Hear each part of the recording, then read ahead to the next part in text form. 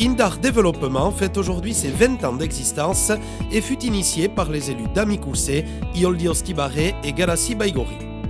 Aujourd'hui, sous l'égide de la communauté d'agglomération Pays Basque, le centre d'appui aux entreprises Indar assure sa mission d'animation économique sur 70 communes de Basse-Navarre.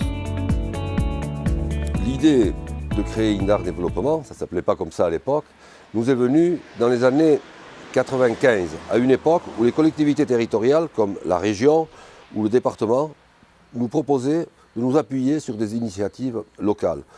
Donc nous nous sommes mis à réfléchir avec quelques artisans, avec quelques commerçants, sur ce qui pouvait être fait. Et nous sommes allés voir un modèle de centre d'appui aux entreprises à Revel, à côté de Toulouse.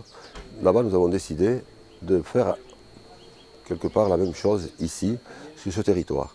Et pour le faire, d'associer aux élus les forces vives, les entreprises, et de faire ce centre d'appui aux entreprises sous forme associative, en y mettant autant de chefs d'entreprise que d'élus, et nous servons de relais à la chambre de commerce et à la chambre des métiers, ce qui est devenu aujourd'hui une routine très efficace sur notre territoire pour l'appui donc à nos artisans et à nos commerçants.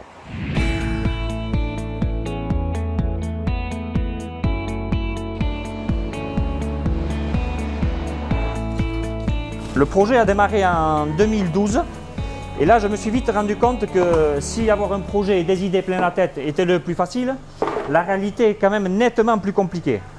C'est pour ça que ma rencontre avec Indar a été très importante pour l'obtention de subventions. Et après tout s'est enchaîné.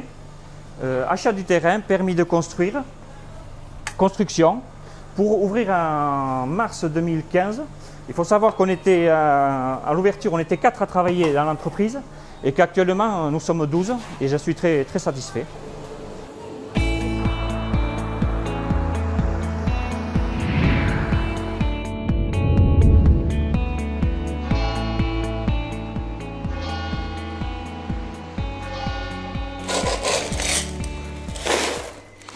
En 2009, à titre personnel, c'était le moment pour moi de créer ma petite chocolaterie et j'ai choisi le secteur Garassi Baigori. Indar, ça a été mon premier interlocuteur. Sous le thème d'origine, c'est vrai que ça a été une association qui m'a facilité les contacts, mon intégration dès le départ sur le territoire. 9 ans après, Indar est toujours là pour assurer le suivi auprès de nos entreprises et nous amener l'information qui a du mal à arriver jusqu'à nous. Indar m'a aidé dès le début, a cru surtout à mon projet dès le début. S'installer à Baigori, une petite chocolaterie, c'était pas forcément évident. Aujourd'hui, c'est vrai qu'on a une activité pérenne avec 3 salariés.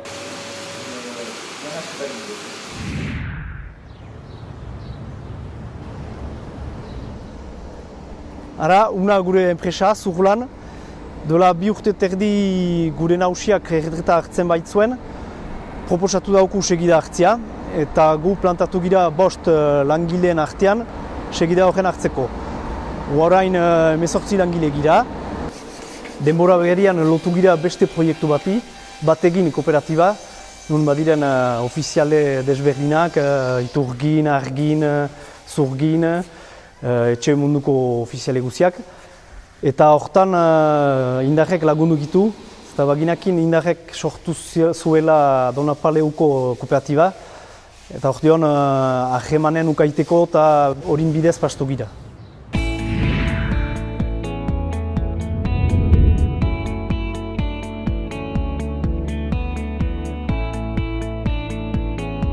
Olaberri proiektua hasi zen 2011an edo 2012an. Baginuen proiektu bat mehategien lana eta historioa nahi ginen aintzinean ezagri, zerbait gisa. Eta beraz gogoetatu ginen interpretazio zentro bat mehategien historioaren dako eta ostatu txipi bat horren kudeatzeko. Eta beraz 2012an egin zen galdezketa bat. Galdezketa hortan Indarrek lagundu gitu, Franziska Rikartzen ordeon langile, eta biziki lagundu gitu bai gogoetatzen galdezketa hori eta jender zabaltzen galdezketa hori. Orokorki gehienek nahi galdezketa hartan erakusten zuten nahi zutela olako proiektu bat. Eta beraz, 2014etik landa izan dira 3 geranta, eta gerant horien laguntzen, orai Marko Iagarraiek biziki laguntzen gitu, administratiboki eta edozoin arrangura dutelarik, badute norbait parean, indarrean, eta biziki preziosa da olako enpresa tipien dako. C'est la 3e vague de travaux qu'on fait grâce à eux. Mais la première, c'était dans les années 2000. C'était pour les normes incendie. À cette époque-là, les choses changeaient très vite et Indar Seril nous a aidé à avoir des informations, à y voir plus clair par rapport à ça et nous a aidé aussi donc, dans la pratique aussi pour trouver des entreprises, pour vraiment nous éclairer à passer ce cap-là. Puis est venu le temps où c'était vraiment les normes de la clientèle qui changeaient, c'est-à-dire qu'il fallait qu'on se mette vraiment à jour par rapport à la demande, par rapport à l'environnement aussi qui changeait et aussi la bascule avec Internet. Et donc Indar là aussi nous a aidés donc, à faire à carrément ouvrir une nouvelle partie, une nouvelle aile de l'hôtel, donc à doubler la capacité. Et là on est en train donc, de rénover et l'intérieur, les dernières chambres de l'intérieur, et vraiment de revoir tous les abords pour donner encore plus de confort à la clientèle.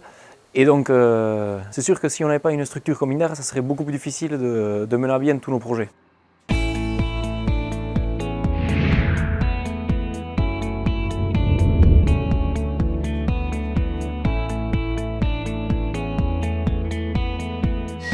MFA est donc une société qui a vu le jour et qui s'est implantée dans le Pays Basque en 2009. Donc MFA est une société qui est détenue à 100% par une société espagnole qui s'appelle RES, qui est elle-même détenue à 70% par un géant de la métallurgie qui s'appelle Voestalpine.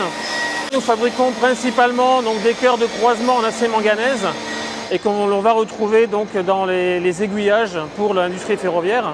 Nous sommes ici dans des locaux qui font 10 000 m² et qui se divisent en 3 ateliers de production. Donc voilà, durant l'implantation de MFA en 2009, c'est vrai que Indar Développement nous a accompagnés dans la recherche de locaux et nous a mis à disposition des locaux pour loger notamment notre siège social durant les premiers mois de construction de l'usine. 7 ans plus tard, Indar Développement nous accompagne toujours car il nous appuie dans le dossier de subvention que l'on monte justement dans l'innovation constante qu'on est en train de faire à MFA. Voilà, il nous accompagne toujours afin qu'on puisse recevoir donc, des subventions de la part de la région.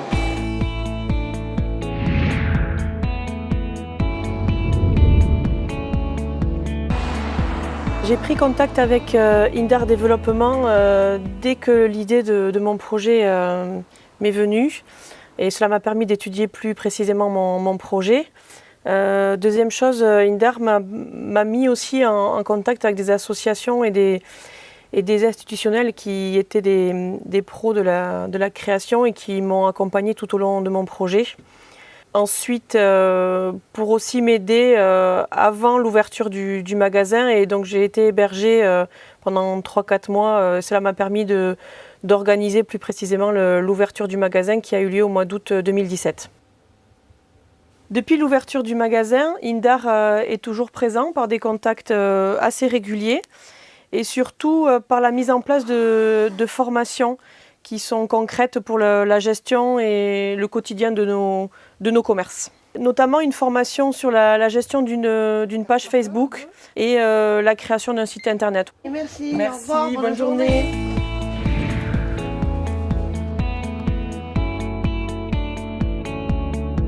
Le lycée Jean Héricard est un lycée agricole privé qui accueille actuellement 400 élèves et étudiants.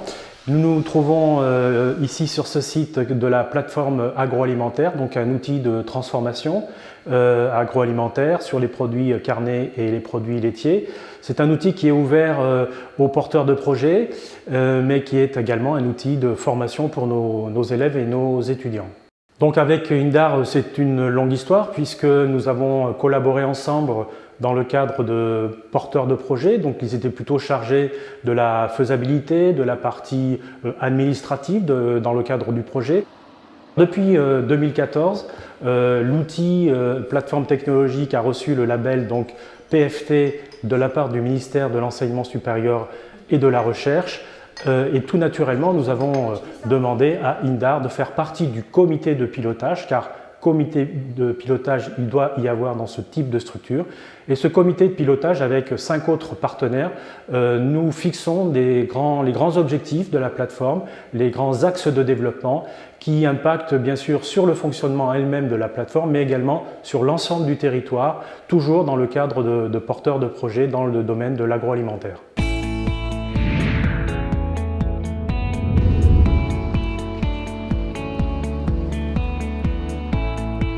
Donc ici on est au bourg, en plein cœur de Saint-Jean-le-Vieux, sur notre atelier historique qui avait été refait en 2008 et qui est arrivé à saturation aussi. Et grâce à la communauté commune et Indar, ils ont créé cette zone Eribastera à l'entrée du village, ce qui nous permet d'aller nous développer là-bas.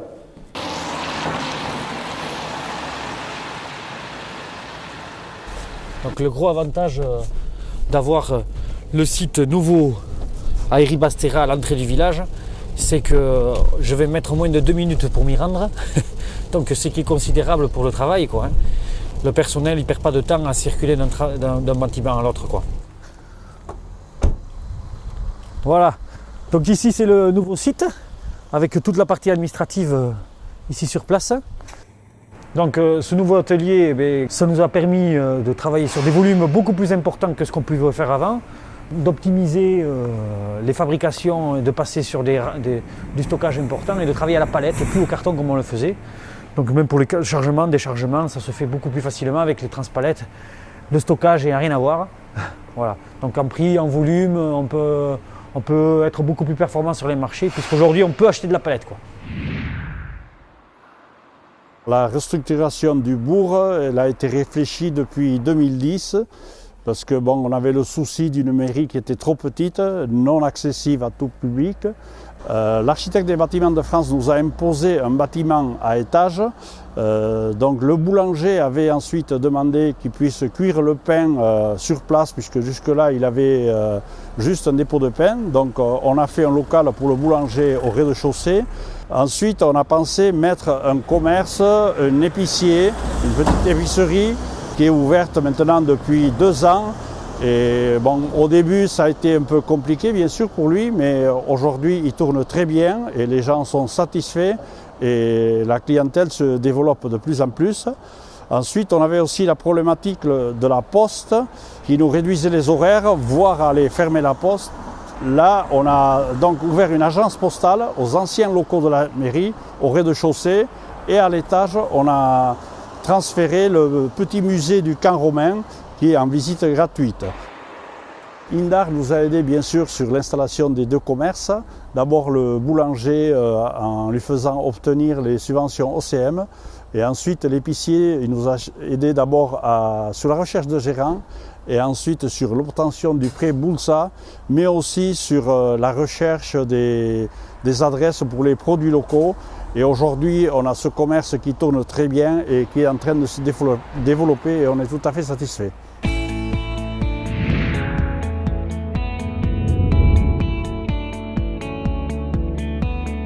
Pays Basque au Cœur est une structure créée en 2007 et qui regroupe actuellement 6 unions commerciales et artisanales du Pays Basque intérieur.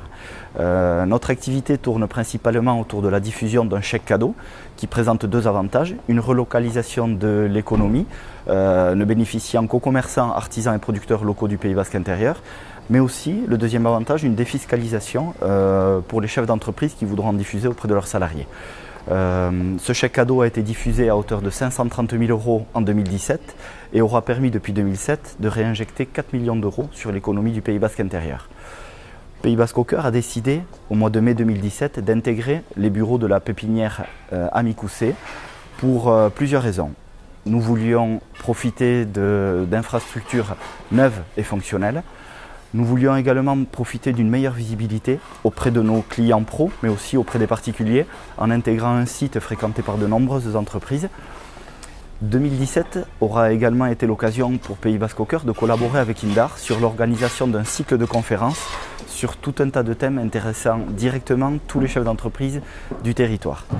Un autre point marquant pour nous aura également été le fait de conventionner avec Indar sur la mise à disposition de Béatrice Matteo, qui nous aura aidé et grandement aidé à la réalisation de tout un tas de tâches administratives, mais aussi à la diffusion du chèque cadeau pour la fin d'année 2017, qui est notre période de haute activité.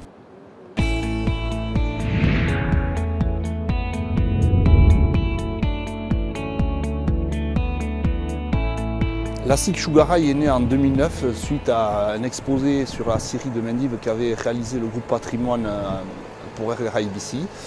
Car il y a de ça une cinquantaine d'années, une scierie était à Mendive, employait 400 personnes. Donc nous nous sommes dit, pourquoi pas nous, créer 2-3 emplois sur la filière bois. À la même époque, la communauté des communes réfléchissait sur un réseau de chaleur sur Saint-Jean-Pied-de-Port. Et nos deux projets se sont plus ou moins croisés pour savoir s'il était possible de fournir de l'énergie à ce réseau de chaleur en passant par de la plaquette bois. De plus, la fromagerie Agour, qui se trouve à 1 km d'ici, fonctionnait déjà avec ce mode de chauffage. C'était pour nous un moyen de lancer l'activité. Une fois cet axe de travail trouvé, nous avons eu besoin d'être épaulés. Et pour ça, Indar nous a aidés à nous structurer, nous encadrer et nous conseiller pour l'avancée de notre projet. Et aussi pour trouver la bonne structure juridique à avoir pour notre projet, à savoir une SCIC, Société Coopérative d'Intérêt Collectif. Aujourd'hui, nous avons plus de 100 sociétaires, à savoir des collectivités, des entreprises et des particuliers. Nous avons un salarié à plein temps qui s'occupe d'approvisionner la chaudière de Saint-Jean-Pied-de-Port en plaquettes ainsi que la fromagerie Agour, qui fait du bois bûche et le livre aux particuliers. À l'heure de la transition énergétique, le bois énergie est promis un bel avenir. C'est pourquoi nous espérons créer des emplois supplémentaires dans les années à venir.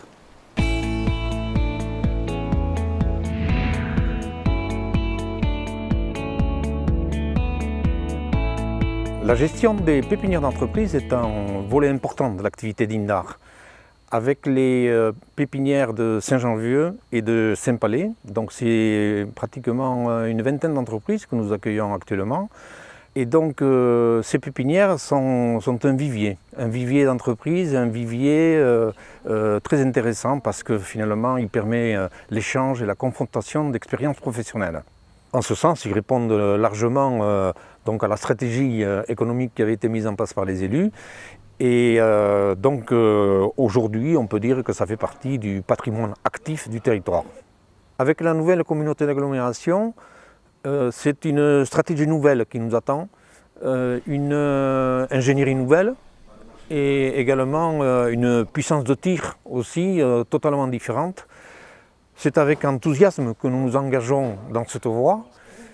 Nous aurons à cœur de porter quand même le message de nos territoires parce qu'il faut au plus haut niveau que la spécificité de notre entreprise soit entendue, que leur créativité et leur enthousiasme soient également entendus. Je pense que c'est là la clé de la réussite d'une politique de proximité. Nous nous y engageons fortement.